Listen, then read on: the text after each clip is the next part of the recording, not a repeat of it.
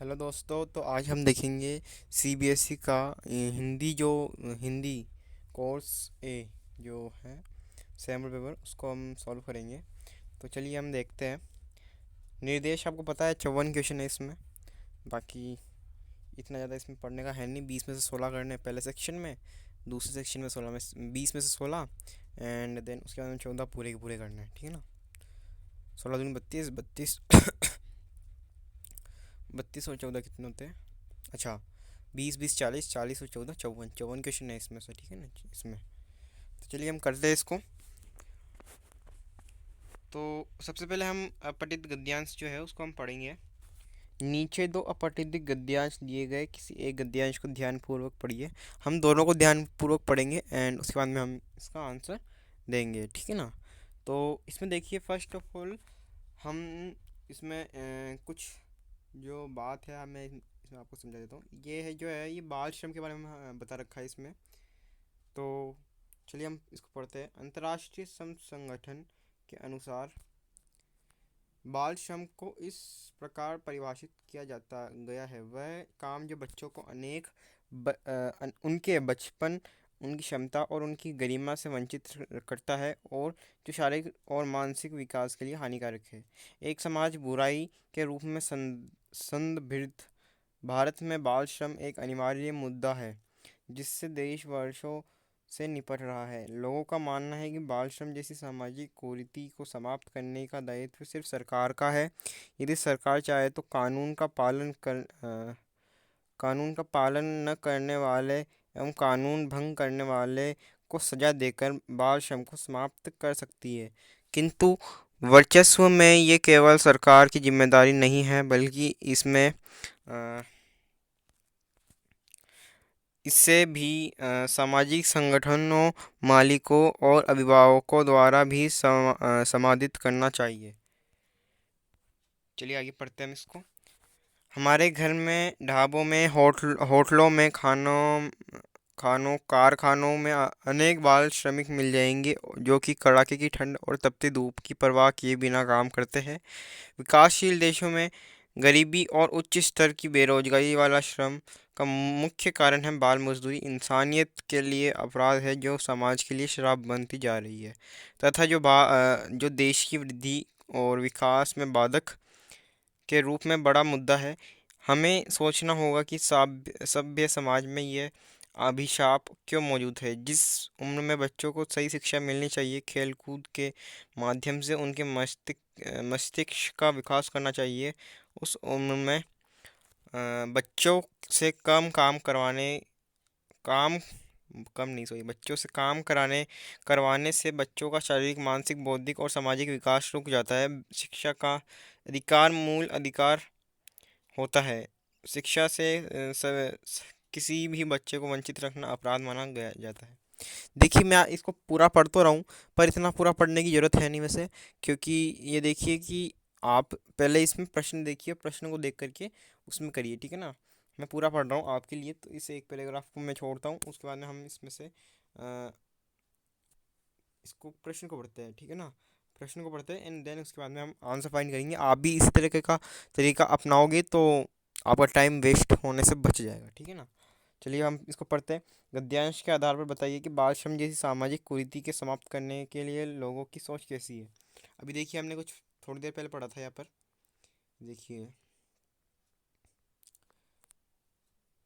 यदि सरकार चाहे तो कानून का पालन न करने वालों एवं भंग करने वालों को सजा देकर बाल श्रम समाप्त कर सकती है। ठीक है। ये जो है बाल श्रम। अच्छा,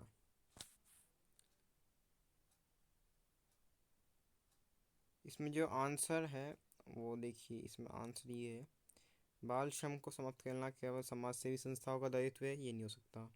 बाल श्रम को समाप्त करना केवल जनता का दायित्व है, ये भी नहीं हो सकता। बाल श्रम को समाप्त करना, ये भी नहीं हो सकता। तो ये जो था, ये हमारे इसमें मतलब जो अपने पैराग्राफ में यही लिखे हुआ था। ठीक है ना। चलिए हम सेकंड क्वेश्चन पे चलते हैं अब। घरों में, ढाबों में, होटलों में, खानों, कारखानों में अनेक बाल श्रमिकों को काम करता देखकर भी हम उदासीन क्यों बने रहते हैं? हम सिर्फ अपने बारे में ही सोचते हैं, हम जागरूक बनना नहीं चाहते। हम उनकी सहायता करना नहीं चाहते। हम सम हम संवेदना शून्य हो चुके हैं। तो इसमें जो आंसर होगा वो मेरे हिसाब से घ इसका आंसर लग रहा है, ठीक है ना। हम संवेदना शून्य हो चुके हैं, इसका जो आंसर हो जाएगा वो हो जाएगा हम संवेदना शून्य हो चुके हैं। चलिए आगे चलते हैं। गद्यांश के आधार पर बताइए कि बाल श्रम को रोकने के लिए सार्थक प्रयास क्यों किए जाने चाहिए। बाल श्रम के कारण बच्चों का बचपन छिन जाता है, सही बात है। बाल श्रम के कारण वे जल्दी बड़े हो जाते हैं, गलत बात है। बाल श्रम के कारण बच्चों को घर पर ही रहना पड़ता है, गलत बात है। बाल श्रम के कारण बच्चों को विद्यालय आना नहीं पड़ता, ये भी गलत, मतलब वो चाहते तो है जाना पर वो जा नहीं पाते बाल श्रम की वजह से। बच्चों को बाल श्रम के लिए क्यों विवश किया जाता है, अच्छा ये फोर्थ क्वेश्चन आ जाएगा। तो इनमें से जो हमारा आंसर रहेगा वो रहेगा क, ठीक है ना, यानी फर्स्ट, थर्ड का फर्स्ट। फोर्थ, बच्चों को बाल श्रम के लिए क्यों विवश किया जाता है, यानी बच्चों बाल श्रम क्यों करते हैं। जागरूकता का अभाव नहीं, निर्धनता और भुखमरी, यस, इसी से सेकंड इसका आंसर हो जाएगा, ठीक है ना। आगे पढ़ने की जरूरत नहीं है, सेकंड इसका आंसर है, ठीक है ना। क्योंकि इसमें क्या है कि आप एकदम से क्लिक हो जाता है ना दिमाग में, तो फिर वो सही रहता है। बाल श्रम जैसे सामाजिक अभिशाप से देश का क्या नुकसान होता है। बाल श्रम एक बच्चे को बचपन के सभी लाभों से दूर रखता है, सही बात है।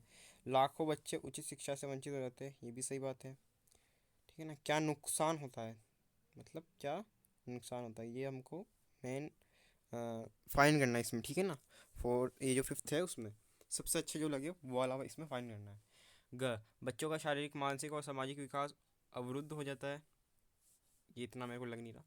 बाल श्रम से देश का आने वाला कल अंधकार की ओर जाने लगता है। घ जो है इसका सही आंसर लग रहा है मेरे को, आपको भी इसी ये लगना चाहिए। तो चलिए मैं पहले ये वाला पैराग्राफ पढ़ लेता हूँ, आप ताकि बोरियत फील ना करो, इसलिए मैं इसको यहाँ पर स्टॉप करके फिर पढ़ता हूँ, और उसके बाद में हम इसको क्वेश्चन आंसर डिस्कस करेंगे। जब तक आप इसको पढ़िए मैं एक बार इसको फुल कर देता हूँ, ठीक है ना। मैं इसको फुल कर देता हूँ इतना, जिससे कि आप इसको पढ़ पाए। स्क्रीन शॉट लेकर के या फिर किसी भी तरह से पॉज करके इसको पढ़ लो, ठीक है। इस टाइम पे आप इसको पढ़ो, अपने मन में पढ़ना, मैं भी पढ़ूंगा, फिर हम उसको सॉल्व करेंगे मिल करके। तो देखिए इसमें मैंने पूरा पढ़ लिया है, महिला सशक्तिकरण के बारे में। ये है जो पद्यांश, इसको पद्यांश बोलते हैं ना, नहीं गद्यांश बोलते हैं, तो ये गद्यांश उसी के बारे में है। तो चलिए हम इसका आंसर देते हैं। गद्यांश के आधार पर बताइए कि महिला सशक्तिकरण की आवश्यकता क्यों महसूस की गई। क्यों क्यों लगा कि महिला सशक्तिकरण जरूरी है। समाज में महिलाओं की स्थिति निर्बल थी, वे आत्मनिर्भर थी, वे अपने निर्णय लेने में सक्षम थी, वे शिक्षित थी। ये हो ही नहीं सकता। अगर ये होता तो हमें महिला सशक्तिकरण की जरूरत ही नहीं पड़ती। ये भी नहीं हो सकता, ये भी नहीं हो सकता। क्या इसका आंसर हो जाएगा। तो आप, क्या आपने पहले इसको सोच लिया था क्या इसका आंसर है। अगर सोच लिया था तो आप अच्छी स्तर पर हो। चलिए आइए हम पढ़ते हैं। ग्रामीण सोच में परिवर्तन लाने के लिए क्या किया जा सकता है, यानी ग्रामीण सोच में जो परिवर्तन लाना उसके लिए हम क्या कर सकते हैं। गाँव में सुविधाएं उपलब्ध कराना हो सकता है, नहीं भी हो सकता। सड़कें बनवाना, बिल्कुल मतलब दूर दूर है। अंधविश्वास और रूढ़ियों का विरोध करना, हो सकता है। ग, ठीक है ना, मैं पक्का नहीं बोल रहा हूँ, हो सकता है ग। अगर आगे और अच्छा ऑप्शन आता है तो आप उसी को चूज़ करना, पहले मत चूज़ करना, ठीक है। ग, शिक्षा का प्रचार प्रसार करना। तो मेरे हिसाब से इसका जो आंसर है वो घ लग रहा है।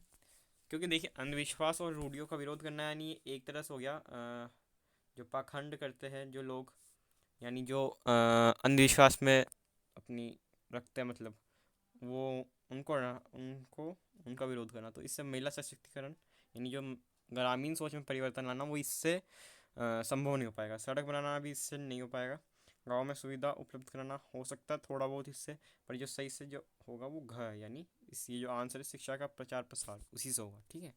चलिए चलते हैं हम अगले क्वेश्चन पर। अब लोग बेटियों को बोझ नहीं समझते, ये समाज की सोच का परिणाम है। यानी देखिए यहाँ पर ऊपर एक लाइन है, अब लोग देखिए, वर्तमान समय में लोग बेटियों को बोझ समझकर दुनिया में आने से पहले ही मारे नहीं, इसलिए विकास की मुख्य धारा महिलाओं को लाई है, सरकार द्वारा की गई है, ठीक है ना। ये अभी तो परिवार और समाज की सोच भी समाचार में परिवर्तन दिखाई देने लगा है, ठीक है ना। तो इसका जो आंसर हो जाएगा, थर्ड का जो आंसर होगा ना वो अपने पास ख होगा, क्यों का ख क्यों होगा? पुरातन यानी रूढ़िवादी नहीं होगा। नकारात्मक नहीं हो सकता। संकीर्ण यानी छोटी सोच, छोटी सोच यानी संकीर्ण यानी, तो सकारात्मक ही एक आंसर है, ठीक है ना। महिला सशक्तिकरण से परिवार की आर्थिक स्थिति पर क्या प्रभाव दिखाई देता है? वित्तीय निर्भरता समाप्त, आर्थिक स्थिति में दुर्बलता, आर्थिक स्थिति में सृजनता। इसका जो आंसर है, ये देखिए इधर लाइन में था, ग होना चाहिए इसका आंसर। वैसे तो ग ही होगा शायद, है ना, ग ही होगा। वित्तीय ऋण से मुक्ति, देखिए यहाँ पर एक लाइन भी थी, वो लाइन उठा करके दे दी यहाँ पर। महिला सशक्तिकरण से महिलाओं के केवल आर्थिक रूप से सदृढ़ नहीं हुई है, तो इसका मतलब है सुदृढ़ हुई है। नेगेटिव सेंस में है, मतलब वर्ड नेगेटिव है पर अपन को पॉजिटिव लग रहा है, ठीक है ना। चलिए आगे हम फिफ्थ पढ़ते हैं कि क्या महिलाओं के सशक्तिकरण का पक्ष मात्र आर्थिक रूप से सशक्त होना होना ही है? हाँ, इससे में आत्मनिर्भर हो जाती है। हो सकता है, ये हो सकता है, पर पूरी तरह से इस पर नहीं निर्भर नहीं होना चाहिए, ठीक है ना। नहीं, इससे उन्हें दोहरी जिम्मेदारियों को निभाना पड़ती है, उससे ये भी नहीं है। हाँ, इससे वह शक्तिशाली बन जाती है। नहीं, उनका भय मुक्त प्रतिबंधों से मुक्त होना ही भी आवश्यक है। तो मेरे को घ इसका आंसर लग रहा है, तो देखिएगा आप, इसका घ इसका आंसर है क्या, ठीक है ना। क्योंकि देखिए पूरा इससे मतलब ये नहीं कि मान लीजिए कोई कमा रही है तो वो कई और भी जंजीरों से बंधी भी हो सकती है, पर ये नहीं है कि उनको मुक्त भी होना चाहिए, ठीक है ना। भय मुक्त भी होना चाहिए। चलिए आगे चलते हैं हम, क्वेश्चन नंबर 2। अच्छा, ये पद्यांश है, तो आप इसको पढ़िए। देखिए मैं इसको थोड़ा सा इसको छोटा कर देता हूँ। इसका स्क्रीनशॉट ले लीजिए या फिर इसको पॉज करके यहाँ पर पढ़िए, तब तक मैं भी पढ़ता हूँ। आई होप आपने ये जो पढ़ लिया होगा। तो चलिए अब हम क्वेश्चन आंसर्स की डिस्कस करते हैं। तो मैं आप एक बा- आप आपको एक बात बता देता हूँ कि अगर आपको ये इसमें बोरियत फील हो रही है तो आप इसको मत करना, डायरेक्ट ही आप क्वेश्चन आंसर से चल जाना। क्योंकि हमेशा ये नहीं होता कि हमेशा यही जो है पैराग्राफ उठ के आएगा। बहुत सारा काव्य खंड है, बहुत सारा लिखे हुए है, पुस्तक लिखी हुई है, तो उसमें से कहीं से भी उठ के आ सकता है। तो मैं नहीं कह रहा हूँ कि आप इसी को देखिए, मैं आपको बस एक तरीका बता रहा हूँ कि कैसे आप इसको फाइंड कर सकते हो। तो चलिए हम देखते हैं। फर्स्ट, आज़ादी के बाद, अच्छा, अब असह इस दर्द से में असह दर्द का कारण क्या है? आज़ादी के बाद लंबी अवधि बिता देना, नहीं ये नहीं है। खेतों में कड़ी मेहनत करना, हो सकता है। जर्जर होना, हो सकता है। वनों का रहना, हो सकता। जर्जर होना, हो जाना, ये नहीं हो सकता, ठीक है ना, ये नहीं हो सकता। दो हो सकता है, तो उसमें से जो अच्छा है वो है ग, ठीक है ना, मतलब जो ज़्यादा बेहतरीन है। जब कुल्हाड़ों की तृषा है बढ़ रही, कथन से क्या तात्पर्य है? यानी जब कुल्हाड़ों की तृषा हो है बढ़ रही, ठीक है ना, इससे हमको क्या समझ में आ रहा है? तो चलिए हम पढ़ते हैं। हिंसा बढ़ना, हिंसा बढ़ना यहाँ पर कुछ मतलब दिया गया नहीं है, ठीक है ना। सामाजिक क्रांति होना, ये भी नहीं दिया हुआ। युद्ध का अवसर होना, ये भी नहीं दिया हुआ। पेड़ों को काट कर भी तृप्त करना न होना, पेड़ों को काट कर भी तृप्त न होना, मतलब यहाँ पर पेड़ों की बात ज़्यादा की गई है, तो घ इसका आंसर होगा, ऑब्वियस ही बात है। आगे चलते हैं। अंत्येष्टि के लिए लकड़ियाँ सुलभ न होने का कारण, ठीक है ना। तो इसमें जो है फोर्थ क्वेश्चन जो मतलब जो थर्ड क्वेश्चन है ना, उसका जो आंसर होना चाहिए वो होना चाहिए शायद वन काटे जा रहे हैं, ठीक है ना। क्योंकि मैं देखते ही पता चल जाता है इसमें। वर्षा का अभाव में वनों का सूख होना, ये नहीं हो सकता। वन महोत्सव कहीं बोला ही नहीं है। मुनाफाखोरी, ये भी कहीं नहीं बोला, बोला है पर इतना ज़्यादा जोर नहीं दिया। वन काटे जा रहे हैं, बस इस पे ज़्यादा जोर दिया गया, ठीक है ना। पेड़ों का पेड़ों का मानव बंधु क्यों कहा गया है, यानी पेड़ों को मानव बंधु क्यों कहा गया है, ठीक है ना। आपने अगर इसको पूरी अच्छी तरह से पढ़ाओ तो आपको उत्तर मिल गया होगा। पेड़ हमें ईंधन देते हैं, क्या हमें वो ईंधन देते हैं? नहीं देते, ठीक है। ईंधन मतलब पेट्रोल वेट्रोल देते हैं? नहीं देते। वो लकड़ी अलग बात है, लकड़ी देते हैं वो, पर इस जो कविता है इसमें इतनी ज़्यादा बढ़ चढ़ा करके इसकी बात नहीं बोली गई है। पेड़ हमें अपना सर्वस्व देते हैं, मानव पेड़ों का व्यापार करता है, तो इतना ज़्यादा इस पर बढ़ावा नहीं दिया गया है। जो आंसर होगा वो होगा घ होगा, का मानव पेड़ों का रक्षक है, ठीक है ना। चलिए आगे चलते हैं। रुकिए रुकिए रुकिए, इसका मेरे हिसाब से ख होना चाहिए था, ठीक है ना। फोर्थ वाले का ग नहीं होना चाहिए, तो ख होना चाहिए। पेड़ हमें अपना सर्वस्व देते हैं, ठीक है ना। मानव पेड़ों की रक्षक है, वो तो उसको काटते हैं, ठीक है ना। पेड़ हमें ईंधन देते हैं, ये भी पूरा नहीं है। मानव पेड़ों का व्यापार करते हैं, ये भी नहीं है। तो इसका ख जो है इसका आंसर रहेगा, ठीक है ना, फोर्थ वाले का। चलिए आगे चलते हैं। इस कविता में क्या प्रेरणा दी गई? स्वच्छता की? नहीं दी गई। स्वच्छता की कोई बात ही नहीं करी। स्वार्थी बनना की? नहीं दी गई। वन कटाई की बात की गई है, ठीक है ना, बात की गई है। वन संरक्षण की बात की गई है, पर वनों की कटाई की बात नहीं गई है। मतलब ऐसा नहीं कहा कि आप वनों को काटो, इसमें प्रेरणा दी गई है कि वनों का संरक्षण करो। जो आंसर होगा वो हो जाएगा घ। चलिए, अथवा, अच्छा, आप इसको पढ़िए, मैं भी इसको पढ़ूंगा, देन साथ मिलकर के इसका आंसर देंगे, ठीक है ना। यहाँ से एक बार आप पोज कर लीजिए, मैं भी इसको पोज कर लेता हूँ। तो इसमें क्या है कि आप इसको पढ़ लो, इस एक पैरा को और पढ़ लो, ठीक है ना, इसको और पढ़ लो, ठीक है ना, इस एक पैरा को और आप पढ़ लो। तो ये जो है सुभद्रा कुमारी चौहान द्वारा द्वारा जो है ये दी गई है, और ये मतलब एक बचपन में जाने की एक कुछ बात हो रही है यहाँ पर। इससे आपको ये तो आइडिया लग गया होगा। चलिए हम फर्स्ट क्वेश्चन का आंसर देते हैं। काव्यांश के आधार पर बताइए कि काव्यत्री ने अपने बचपन को किस रूप में पुनः पाया। यानी वो अपने बचपन को किस रूप में देख, मतलब हम्म, किस रूप में देखती है। तो सहेली के रूप में नहीं, पहले देखिए बात ही नहीं करी सहेली के रूप में, तो ठीक है ना। अपने बिटिया के रूप में, हाँ, बिटिया के रूप में देखती है। बचपन के मधुर स्मृति के रूप में बात नहीं करी, माँ के रूप में बात नहीं करी, बिटिया के रूप में बात की थी। कह नहीं है इसका आंसर, ख है, ठीक है ना। मैं इधर कर रहा हूँ, इधर लग रहा है ये, हाँ, अब ख लगा है, ठीक है ना। कावित्री वर्षों से किसे खोज रही थी, ठीक है ना। कावित्री जो है वर्षों से किसे खोज रही थी? अपनी बेटी को। वो बेटी के बारे में बात की है, मतलब मान लीजिए कोई ऐसे दे तुक्का भी मार के आएगा तो वो बेटी इस ए को लगा देगा, पर वो बेटी समझ रही है अपने बचपन को, मतलब बेटी के रूप में देख रही है। बचपन की सहेली, सहेली के बारे में बात नहीं हुई, सहचारी की बात नहीं हुई, अपने बचपन को वो खोज रही है, ठीक है ना। चलिए चलते हैं अगले क्वेश्चन पर। थोड़ा सा इसको छोटा करता हूँ मैं। चलिए, पता नहीं क्या करूँ। चलिए, कावित्री की बेटी के चेहरे पर किस कारण विजय गर्व छलक रहा है, ठीक है ना। माँ के संग खेलते देखकर, माँ के साथ मिट्टी में खेलने के कारण, माँ को मिट्टी खिलाने लाने के कारण, माँ को प्रसन्न देख के कारण। तो जो थर्ड का आंसर होना चाहिए वो मेरे हिसाब से ग होना चाहिए। थर्ड का माँ को मिट्टी खिलाने लाने के कारण, ठीक है ना। कॉमन सेंस लगाना इसमें, ठीक है ना, आपने अगर पढ़ा हो तो उसको। मिट्टी खिलाने आई बेटी की छवि कैसी थी, यानी अ, उसकी छवि कैसी आपको, मतलब आपको कैसी लग रही होगी, या फिर उसमें कैसी थी। तो इसका आंसर मेरे हिसाब से होना चाहिए क्या, उसका शरीर धूल धूसरित था और आंखों में डर था, उसका अंग अंग पुलकित हो रहा था, उसकी बोली आंखों उत्सुकता झलक रही थी। खैर इसका आंसर है, ठीक है ना। बात इसी की हुई है। आप एक बार इसको पढ़ भी लेते हो ना, तो आराम से इसमें खैर इसका आंसर दिख जाएगा आपको। उसकी आंखों में शरारत नजर आ रही थी, नहीं। उसकी छवि मनमोहक और आकर्षक थी, ये भी नहीं हो सकता, ठीक है ना। इसका आंसर है वो ख हो जाएगा। बेटी और माँ के बीच क्या संवाद हुआ, यानी बेटी और माँ के बीच क्या संवाद हुआ। माँ ने पूछा ये क्या लाई हो, और बेटी बोल उठी माँ खाओ। ये फर्स्ट ही मेरे को आंसर लग रहा है, क्योंकि इसी की बात हुई थी। तो इसका जो आंसर होगा वो क हो जाएगा, ठीक है ना।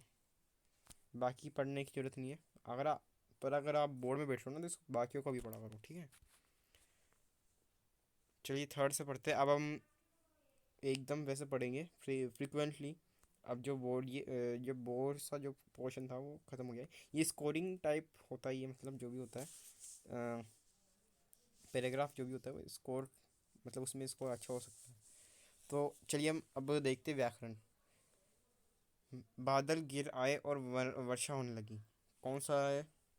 सरल हो नहीं सकता, सरल हो सकता है, ठीक है ना, सरल हो सकता है। मिश्र नहीं हो सकता। क्यों नहीं हो सकता? और आ रहा है इसमें, ठीक है ना, तो संयुक्त वाक्य हो जाएगा। सरल हो नहीं सकता क्योंकि इसमें और आ गया, तो संयुक्त ही होगा ये तो, ठीक है ना।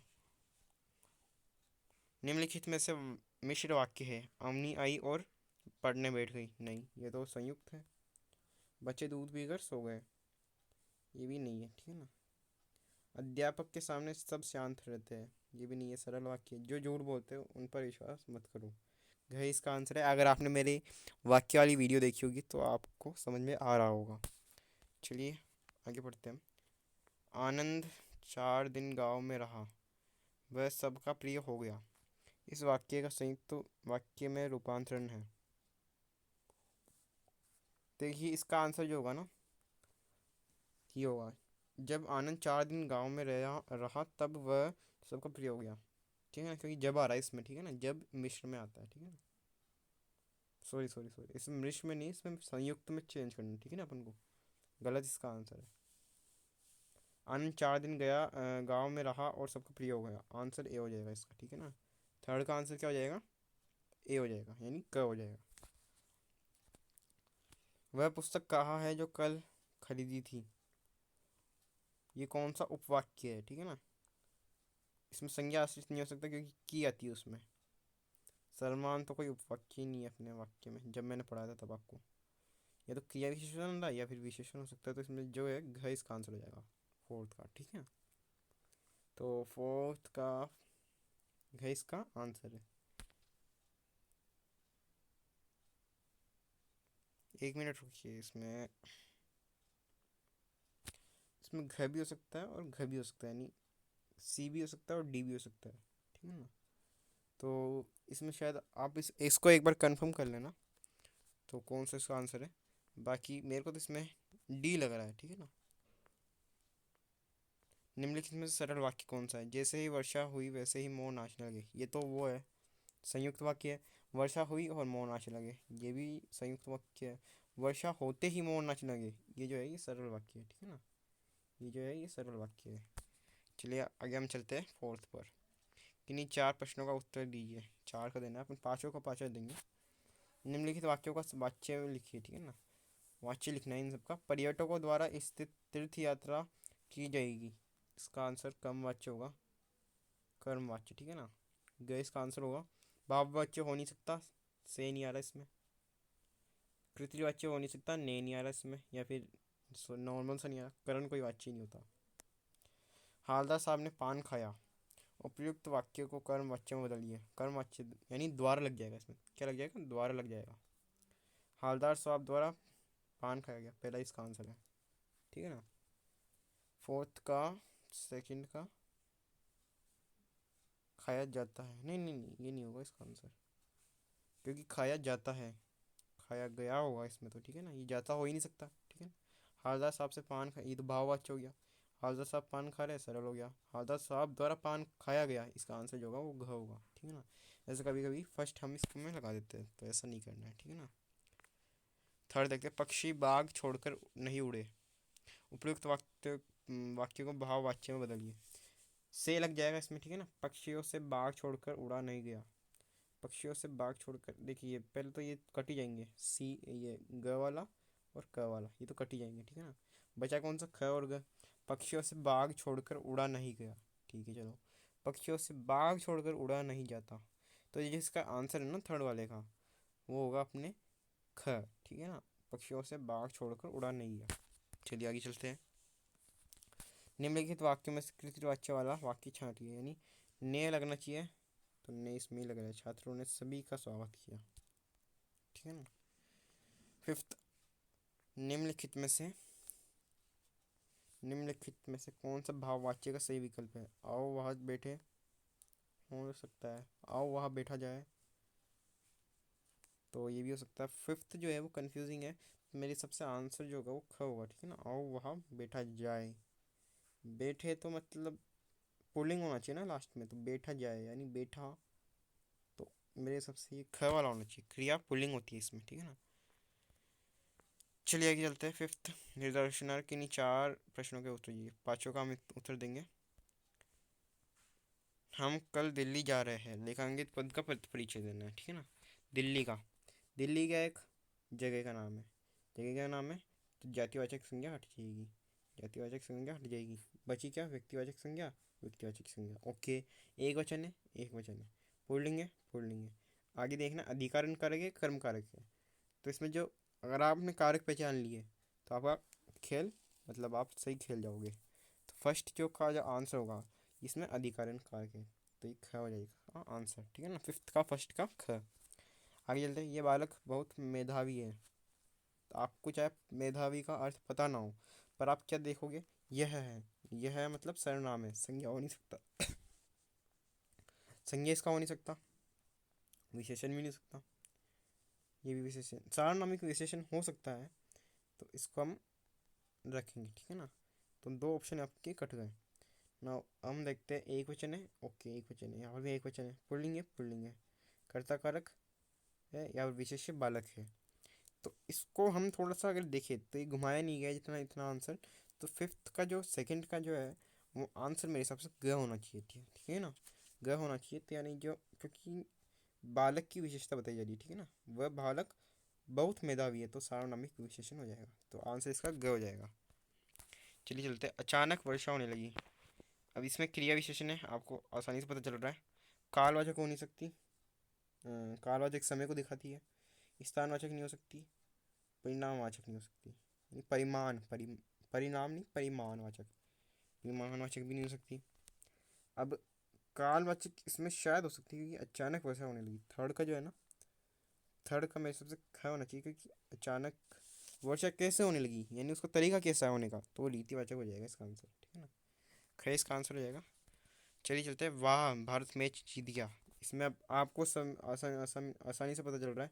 समुच्चय बोधक अव्यय नहीं है, संबंध बोधक अव्यय नहीं है, विस्मयादिक सूचक है, अव्यय है। शोक सूचक है नहीं, शोक सूचक थोड़ी ना है वो, तो वाह यानी प्रसन्न हो रहा है, तो इसका आंसर डी हो जाएगा। सबसे आसान ये था, फोर्थ, ठीक है ना। तो इसका फिफ्थ का जो फोर्थ है उसमें घ इसका आंसर हो जाएगा। आगे देखते हैं, ये क्या हो गया।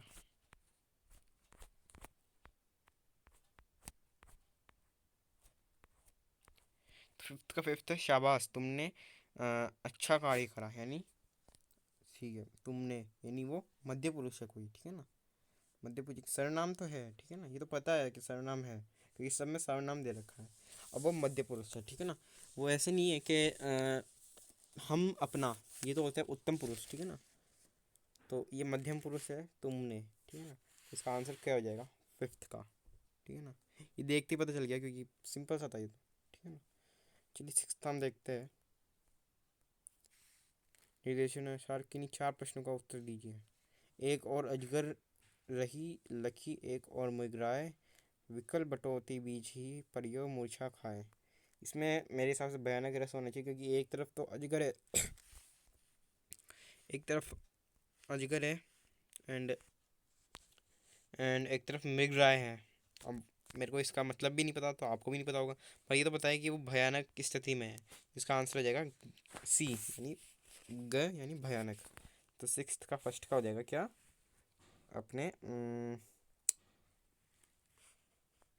घ, यानी सी हो जाएगा इसका, ठीक है ना। अब मैं कैसे बताऊँ आपको, ग हो जाएगा, ठीक है ना। ग और घ में तो मैं आपको कंफ्यूजन होता है, तो मैं आपको सी या डी बोलूँगा, ठीक है ना। उत्साह किस रस का स्थायी भाव है, यानी उत्साह जो है शांत रस का तो हो ही नहीं सकता, निर्वेद है, ठीक है ना। वीर रस का है उत्साह, ठीक है ना। हास्य का हास, ठीक है ना, हास इसका, और इसका क्रोध, ठीक है। चलिए आगे चलते हैं हम। श्री कृष्ण सुन वचन अर्जुन लो क्षोभ से जलने लगे, सब शील अपना भूल कर करतल युगल में मलने लगे। संसार देखे अब हमारे शत्रु रण में मृत पड़े, करते हुए एक घोषणा वे हो गए उठ कर खड़े। उपयुक्त में कौविक पंक्ति में निहित रस है। विभत्स रस नहीं हो सकता, भयानक रस नहीं हो सकता, रौद्र हो सकता है, वीर हो सकता है। वीर अभी उनका गुस्सा हो रहा है, ठीक है ना, अभी वो गुस्से में, तो इसका जो आंसर हो जाएगा वो क हो जाएगा, ठीक है ना। विभाव अनुभाव और संचारी भाव की सहायता से क्या क्या का रस रूप में परिणत हो सकता है, इसका जो आंसर होगा, ठीक है ना, फोर्थ वाले का। तो इसमें जो आपका आंसर होगा वो होगा स्थायी भाव, ठीक है ना। स्थायी भाव फोर्थ का आंसर हो जाएगा। विभाव अनुभाव और संचारी भाव की सहायता से क्या रस रूप में परिणत हो जाते हैं, ठीक है ना, वो है इसका आंसर गया स्थायी भाव। अद्भुत रस का स्थायी भाव क्या है, आसान सा क्वेश्चन है, भय हो नहीं सकता, भय भयानक रस का है, ठीक है ना। विस्मय अद्भुत रस का है, यानी ख इसका आंसर हो जाएगा। जुगुप्सा विभत्स रस का है, क्रोध रौद्र रस का है, ठीक है ना। चलिए अब हम चलते हैं।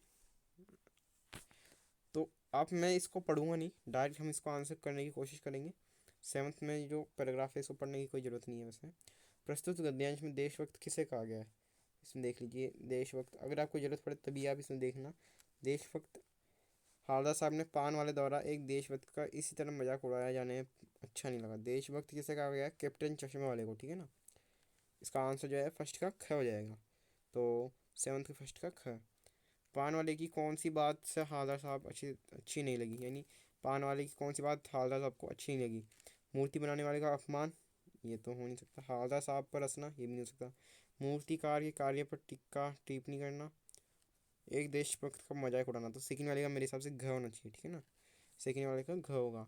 थर्ड वाला, चश्मे वाला एक बंद दुकान के सारे अपना बास क्यों टिका रहा था, उसकी अपनी कोई दुकान नहीं थी, उसे किसी से बात नहीं करनी थी, उस दुकान बाजार के बीचों बीच थी, वह उसके जानकार की दुकान थी।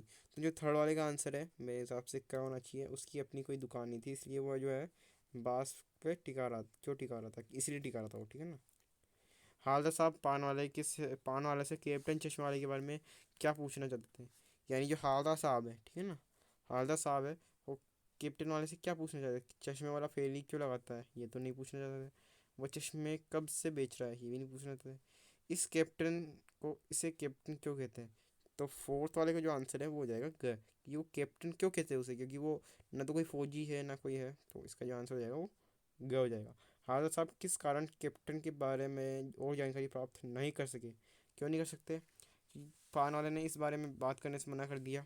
फिफ्थ वाले का जो है आंसर वो क ही होगा, ठीक है ना, इसका जो है वो क ही होगा। देखिए कभी कभार ए भी इसका आंसर हो जाता है, ठीक है ना, क्योंकि वो पान वाला नहीं चाहता था कि ना इसको अब जानकारी और दिया जाए, ठीक है ना। एट्थ से जो आंसर है वो है, निम्नलिखित प्रश्नों का उत्तर विकल्प चुनकर से उत्तर सही विकल्प चुनकर लिखिए। बेटे की मृत्यु के पश्चात बाल गोविंद भगत का आखिरी निर्णय क्या था, यानी वो क्या चाहते थे, पतोहू का पुण्य विवाह, यही चाहते थे, ठीक है ना। आंसर क्या हो जाएगा एट्थ का, एट्थ के फर्स्ट का, ठीक है ना, एट्थ के फर्स्ट का। सेकंड, लेखक रामवृक्ष बेनीपुरी जी बाल गमन भगत किस विशेषता अत्यधिक मुग्ध मुग्ध थे, पहनावे पर, व्यवहार पर, मधुर गान पर, कार्य कुशलता पर। तो जो सेकंड का जो इसका आंसर होगा ना वो इसका ग हो जाएगा, क्योंकि मधुर गान पर, ठीक है ना, क्योंकि वो गाते अच्छा थे, ठीक है ना।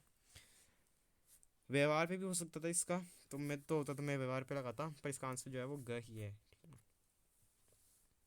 नाथ शंभु गनु भंजी निहारा होई केहू दास तुम्हारा, ये मेरे हिसाब से जो उठाया है परशुराम राम लक्ष्मण परशुराम संवाद उससे उठाया है, ठीक है ना ये। तो इसको पढ़ने की कोई जरूरत नहीं है, डायरेक्ट हम इस पे चलते हैं। परशुराम के क्रोध क्रोध को शांत करने के लिए राम ने उनसे क्या कहा, धनुष तोड़ने वाला कोई राजकुमार है, नहीं ये तो कहा ही नहीं था, उन्होंने कहा था कि कोई दास है आप ही का, तो धनुष तोड़ने वाला आप ही का कोई सेवक हुआ, तो इसका ख इसका आंसर हो जाएगा, ठीक है ना, ख इसका आंसर हो जाएगा। आगे चलते हैं हम। तो सेकंड जो है वो समर में जो धनुष टूट गया था वह किसका धनुष था, आराम से पता है, राजा जनक का था नहीं, वो था शिव जी का था, ठीक है ना, परशुराम जी के आराध्य शिव जी का था, ठीक है ना। शिव धनुष टूटने पर परशुराम क्रोधित क्यों हुए, मैं देखिए सरल सा था ये, पहले वाला क्वेश्चन इससे लिंक था, ठीक है ना।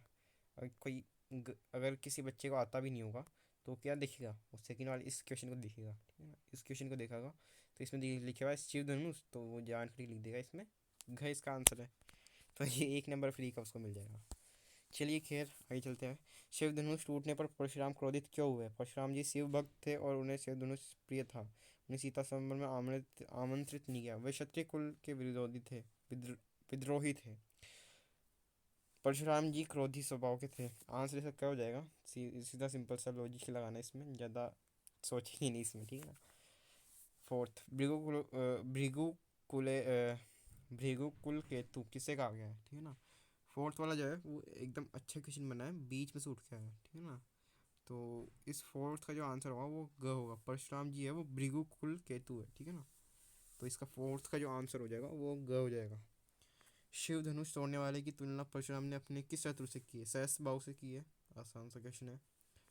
आगे चलते हैं। निम्नलिखित में से सही उत्तर का सही विकल्प चुनकर लिखिए। गोपियों के अनुसार किसने राजनीति की शिक्षा प्राप्त कर ली है, आसानी से क्वेश्चन इसका आंसर दे सकते हो आप, श्री कृष्ण ने, ठीक है ना। सूरदास के पद के आधार पर बताइए कि गोपियों ने व्यंग करते हुए किसे भाग्यशाली कहा है। जो सेकंड का आंसर है वो है अपने पास उद्धव को भाग्यशाली कहा है, ठीक है ना, व्यंग करते हुए कहा है कि तुम कितने भाग्यशाली हो। टेंथ का जो था, टेंथ का फर्स्ट का वो अपने ग था, ठीक है ना आंसर इसका, ठीक है। तो इसी के साथ अपना सैम्पल पेपर पूरा होता है। एंड थैंक्स फॉर वॉचिंग, अगर आप लास्ट तक देख रहे हो तो। एंड मिलेंगे किसी और वीडियो में, तब तक के लिए बाय।